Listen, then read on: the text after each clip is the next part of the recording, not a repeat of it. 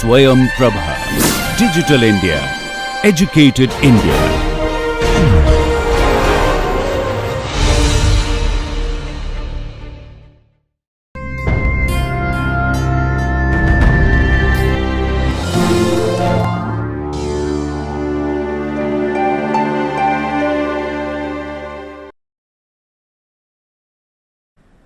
Hello everyone, welcome to the course on computer-aided drug design. We will continue on the topic of quantitative structure-activity relation, that is QSAR. So if you look at the physico-chemical properties, there are four aspects that needs to be looked at, and that's what we were looking at yesterday also. The hydrophobicity of the molecule, and then you have different substituents, right? So the hydrophobicity of the substituent, that is going to change, electronic properties of the substituent, steric properties of the substituent. So all these play a very important role in the physico-chemical properties of the molecule. Okay, so we need to understand these, effect of these, which in turn will affect the activity, so that we can develop a good quantitative structure-activity relation. That's the regression. So the substituent can change the hydrophilic balance, the substituent can change the electronic properties, okay, the substituent can change the steric properties of the parent molecule. We looked at Hans equation, okay, this is a equation relating various physico-chemical properties to the biological activity. Okay, so we have log P, we have the electronic steric factor. So you may start with a simple relationship like activity on the left hand side, and on the right hand side log P we have a parabolic type of relation. It need not be all the time parabolic, but it can be linear also. Then we have the electronic, okay, then we have the steric effect, and this is a constant. Okay, that's the Hansch equation. Generally they suggest, Hansch suggests this. So substituents must be chosen to satisfy certain criteria, a range of values for the physico-chemical property. So I need to have which substituent to put into the parent molecule to achieve this range of changes. The value should not be correlated. That's very, very important. Okay, that's also important. And then of course a rule of thumb, at least 5 structures for each parameter which we are studying. So for example, if you look at the 5, okay, this is related to the okay, substitution. This is molar refractivity. Okay, molar refractivity is related to, like I mentioned in the previous class, the density, the molecular weight, and so on. So look at this, as pi increases, molar refractivity also increases. So obviously they are correlated with each other. They are correlated. As pi increases, molar refractivity also increases. Okay, what is this pi? Pi is related to the hydrophobicity. Okay, so as the hydrophobicity increases, mr also, that means volume and density also, so they are correlated. Now look at this set of substituents. So as the pi increases, mr doesn't increase, so you can see this, unlike this. Okay, so I need to consider using this type of substitutions in my parent molecule rather than going this way. That's what the conclusion is. Okay, so look at this, there is no correlation between pi, which is related to the hydrophobicity, vis-a-vis the mr, the molecular refractivity. Okay, so negative pi means they contribute more towards lipophilicity, positive means they contribute towards the hydrophobicity of this. Okay, so there is something called a Craig plot, which I showed you in the previous class. This is taken from this particular reference. So you have the electron withdrawing here, electron donating here, we have hydrophobic here, then we have the hydrophilic. So various substituents like chloro, bromo, or NO2, okay, they all lead to increase in electron withdrawing and increase in hydrophobicity. Whereas if you look in this quadrant, we have electron donating and hydrophobicity, these type of substitutions. If you look at this quadrant, we have hydrophilicity as well as electron donating OH type of substitution, NH2 OH. So if you have they are more hydrophilic, as well as they donate the electrons. If you look in this quadrant, we have CONH2, CN, COOH, and so on. So they are electron withdrawing as well as hydrophilic. So this is a very interesting plot. So we can modify our parent compound by having substituents, so that it covers all these 4 quadrants, as well as it covers a range of electron withdrawing, electron donating, hydrophobic, hydrophilic. That's what this plot is all about. Okay, as I said, this is taken from this particular reference. So it allows an easy identification of suitable substituents for a QSAR, which includes both relevant properties, a substituent from each of the quadrant to ensure orthogonality, and a range of values. So we can select lower and higher, so that we can cover a big range of value. Okay, there is another approach that's called the Tople scheme. Okay, so we imagine we have a parent compound. We replace the H with the, say, 4-chloro. So the activity may be increasing, activity may be decreasing, or the activity may be same. Okay, so if it is more, then of course you know that chloro in the 4th position has an effect. So we can have a 2-chloro substitution at the 3rd and the 4th. Again, we can have activity increasing, activity being equal, and activity can even go down. Okay, so if it is increasing, then you can think about having a fluoro. Okay, and then we can even think of replacing with a nitro, like that, you know. If it is less or equal, we may think of replacing the chloro with the fluoro. Now if you go here, so by putting chloro, it's become less, so you can think about having a CH2, CH3, SO2, like. If it's equal, then we can think about other substitutions. So this is a very interesting a tree-like conclusion we can arrive at.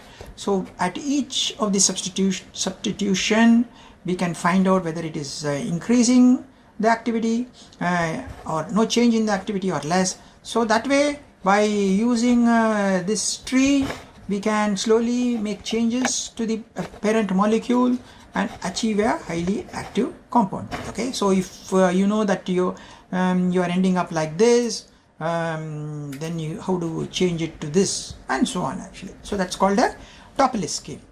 So you used to decide which substituents to use if optimizing compounds. So we can do 1-by-1 synthesis. Okay, so if the synthesis is very complex and slow, this is a very good approach. If the synthesis is very simple, you may just blindly substitute different functional groups. You can use that Craig plot which I showed you before. Okay, and then synthesize a large number of compounds with various electron donating, withdrawing, hydrophilic, lipophilic. Whereas if it's a very long, slow, complex synthesis, we can use this type of Tople scheme. So after each new molecule synthesis, we can go into the branch of the tree depending upon if the activity is more or less or equal. So this is very useful for aromatic type of substitutions. For an aliphatic also we can look at that later. So what's the rationale here? So we are changing phi plus phi and or plus sigma. Okay, this is related to hydrophobicity, this is related to electronic. So activity increases, so no change, little change. Okay, plus phi and or plus disadvantages. Okay, so we are adding second chlorine to increase phi and sigma further, replace with the methyl. Okay, so methyl, when we do, we get a minus sigma, but we maintain the plus phi. Replace with O methyl, we are getting both the minus of pi and minus of sigma. Okay, so this is the logic by which it goes actually. Okay, so further changes suggested based on the arguments of pi and sigma and steric factor. Okay, so this is the logic by which or the rationale by which changes are made once you start with the para-chloro and see what is happening. Similar you can do for aliphatic substitutions also. So what you do is, imagine you have a CH3, you replace the CH3 with the isopropyl. So activity can increase, activity can be equal or activity can be less. So depending upon the situation, if it's more, so what do you do? Instead of isopropyl, you may replace with cyclopentyl. So if the activity increases, you go to cyclohexyl, then you put in CH2 phenyl, okay, then CH2 phenyl, like that you end up with a very highly active compound. But if the activity doesn't change after cyclopentyl, you may go to cyclopropyl. If the activity decreases, so you reduce from pentyl to butyl, cyclobutyl. Okay, this is the logic here. Now when you put isopropyl, there no change in the activity. Okay, that's equal. So what do?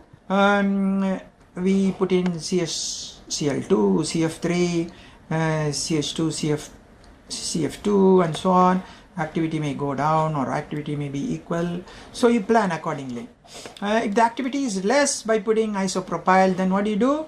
You put H, because obviously when you make it more hydrophobic, it's not working. So you go to H, that is remove this, or you make it a CH2 CH3. Try to make it a little bit hydrophilic, as you can see in this, and hopefully you may get a more active compound than the original parent compound. Okay, so this is how Topless scheme works actually. This is ideal if you have very complex synthesis and slow and very time consuming synthetic protocol. Whereas if the synthesis is very fast, I would go and look at the Craig approach and synthesize large number of molecules, substituent molecules, and then test their activity. Okay, so the logic, as I said, if you look here, you put R as H, the activity, that is your starting, then you put 4 chloro, activity increases, then you put 3,4 chloro, okay, 3 and 4 chloro, and then activity decreases, then you try 4 bromo, activity is same, put 4 nitro, biological activity, it's very good. So you would have achieved a molecule by following this particular logic. Okay, again look at this. You have a R here. Imagine this is your molecule, R starting with H, then you put 4 chloro, activity is less. So what do? You try 4 methoxy, again activity is less. Okay, you have tried more hydrophilic by putting oxygen, but it doesn't. So you try 3 chloro here, activity has increased, so high potency. So okay, so this position is better than this position. So here you do 3 CF3, activity is going down. So maybe instead of chloro you put bromo, again activity is high. 3 iodo, activity is less. So chloro is okay, bromo is okay. So what do? 3 5 chloro, activity is good. So you found some active compounds, okay, by following this type of logic here. You can also replace with bioisosters. Okay, we talked about bioisosters long time back. So look at these groups of molecules. It's got a pi that is related to hydrophobic hydrophilic balance, so it's negative here because we have O here, that's why we have a lot of carbons, that's why it's positive. This is becoming more negative. Okay, so sigma for this, look at this, sigma is like this, MR for this molecular refractivity is like this, sigma for para, sigma for methyl, meta substitution, sorry, not methyl, meta substitutions. Okay, so so you can check it out whether there is any correlation, cross correlation between, and then we can make the substitutions accordingly. Okay, we can select either I want to have a hydrophobic system or a hydrophilic system. You get quite hydrophilic here. So bioisosters, understanding the bioisosterism is very, very important if you want to substitute new functional groups, okay, to improve the activity. Choose substituents with similar physicochemical properties. Okay, look at CN, NO2 and CO methyl. They could be bioesters. Choose bioesters based on most important physicochemical property. Okay, what is very, very important? Is the electronic feature very important, or the hydrophobicity important, for molecular refractivity. Molecular refractivity, as I said, is volume and density. That means the sizes. So depending upon which you realize is important, you can choose bioisostates based on most important physicochemical. For example, COMe, SOMe, okay, COMe, SOMe are similar. Look at this, sigma P, that is when it is substituted in the para position. SOMe and SO2Me are similar phies, you can see here. Hydrophobicity, not electronic. This is electronic, this is hydrophobicity. Okay, so depending upon which physicochemical property you think is important, we can select. So bioisosters can be very, very useful when you are synthesizing new molecules with different substitutions. Okay. Then there is something called a free Wilson approach.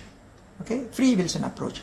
The biological activity of the parent structure is measured and compared with the activity of analogues bearing different substitution. Okay, that's free Wilson. So equation is derived relating biological activity to the presence or absence of particular substituent. So activity is equal to K1 x1 plus K2 x2 plus K and so on, Kn xn plus Z. Okay, C is the parent molecule, and then when I put different substituents, how the activity changes. Xn is an indicator which is given value 0 or 1 depending on whether the substituent is present or not. So if it is not present, we will make K1 0, otherwise if it's present, K1 will be 1. The contribution of each substituent N to activity is determined in the value of Kn. Okay, so this Kn tells you whether its contribution.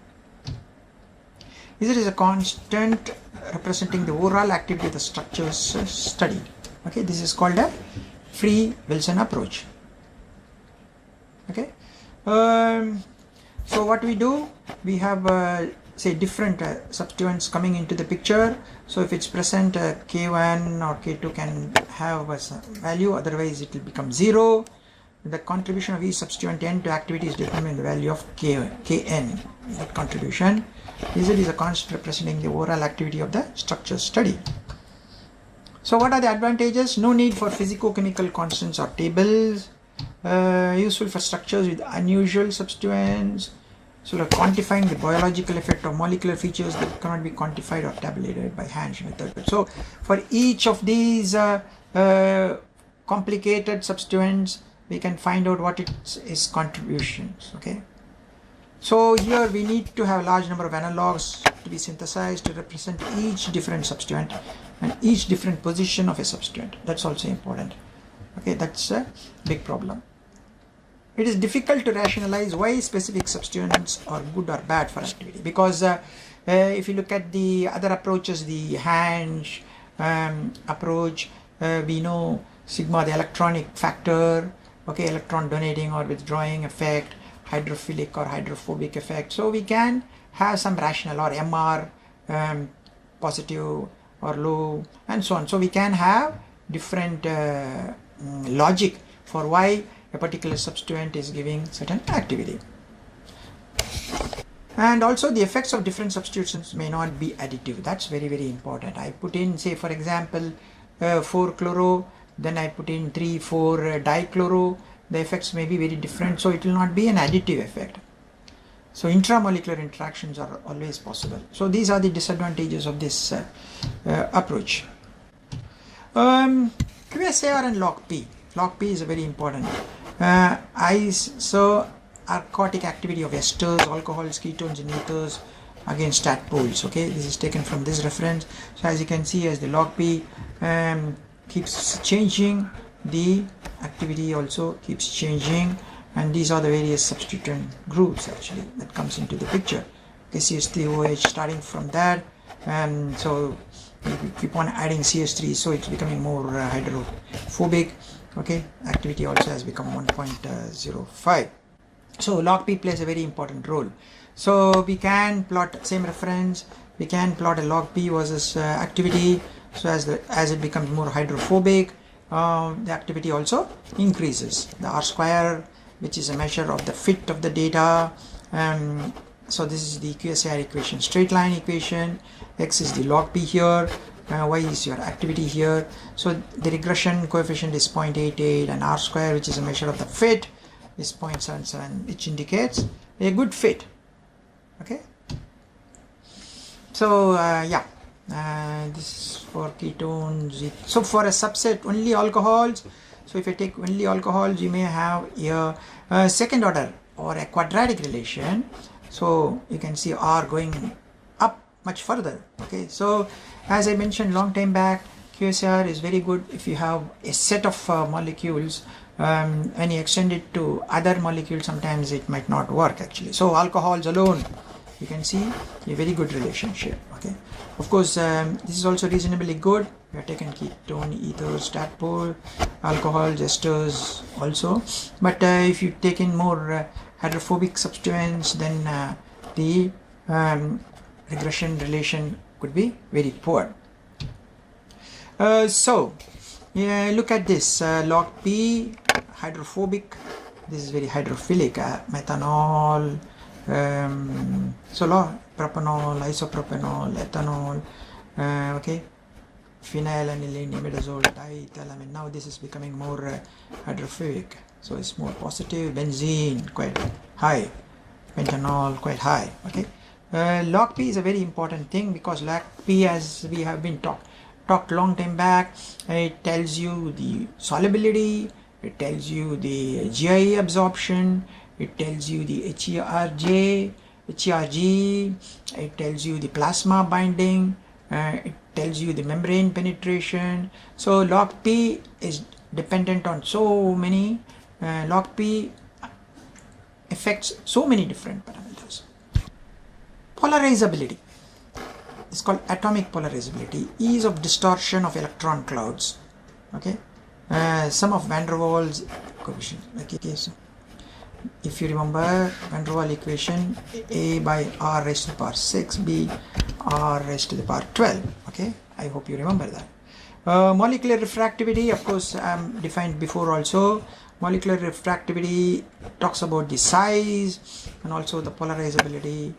So molecular weight divided by the density. Okay, that's called the molecular refractivity. This is another important descriptor. This is another important descriptor. This is another important descriptors. They will come quite a lot in many of your QSAR equations as you go along in your activity. So it's different substituents. Okay, volume, molecular refractivity.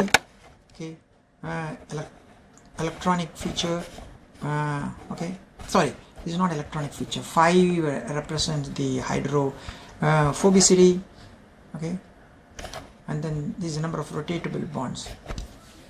So all these can have effect on your QSAR relationship. Okay, let's look at some simple systems also. Okay, now if you know, this is called a nalidisic acid. Okay, this is a commercial antibiotic. This was discovered a few decades back. This is given for gram-negative bacteria, mainly for urinary tract infection. It has good, very reasonably weak, good activity. The structure activity studies have shown that the pyridone ring A, this is the pyridone ring A, is essential for activity, and this ring can be changed. So we can have this kept constant, and we can have these things changed quite a lot. Okay, so we can have a large number of compounds synthesized following this approach. Okay, so many compounds were synthesized by modifying the ring B. Okay, they were found to be almost 500 times more active than the original nalidisic acid, which was originally discovered maybe about 15-20 years back. Okay, and the novel compounds have much broader antibacterial activity than the original. Okay, so 1983 Norflox, you can see this, the ring A is kept constant, it's changed all this. Oflox, ciproflox, tosuflox, inoxidant. So all these are new molecules that were synthesized starting from the original nalidixic acid, okay, as you can see here. And you can see that this portion is kept constant, and you make a lot of changes on the other B ring, and you end up with very highly active molecules, okay, and more potent and more wider range of activity. Okay, that is the beauty of understanding the structure activity relationship. Okay, that's very, very important actually. So this is taken from this particular reference. This is a very interesting picture. Okay, Taxol, okay, or paclitaxel. This is an anti-cancer drug. Originally it was found from a natural product. It's called yew trees. It's found in some European and also in Himalayan region. This tree is found. The original molecule, the anti-cancer property molecule, had poor bioavailability. It had very poor water solubility. So the second generation, a lot of changes were done to the parent molecule to improve the water solubility, and then later on salts of this was also made to improve its water solubility. So the current Taxol has better bioavailability and water solubility, unlike the original. So how this was performed, because of the understanding and the importance of each one of the functional groups and the positions. So look at this. Removal of or modification of OH group reduces activity. Okay. Hydrophobic interactions between these groups may correlate with the activity. That means you can have, see, two benzene rings, so there could be a benzene-benzene stacking. A ring contraction gives products with reduced cytotoxicity but similar tubulin polymerization activity to paclitaxel. Opening of this ring gives inactive product. Contraction of the C ring to a 5-membered ring reduces activity. Deacetylization, that means remove acetylization, gives less active product. So by knowing what are the important groups that are necessary for activity, what are the groups that might not really have a play in the activity, we can develop new structures by modifying those places. Reduction of the C9 carboxyl group increases to an alpha OH group increases activity slightly. Removal of the 10 state or deacetylization to form 10 deacetoxy derivative do not make major change in activity. Okay, so these positions do not have much effect. Acylation reduces activity slightly or significantly depending on the acyl group. So you see some locations have a major impact on activity, some locations have minor impact on activity.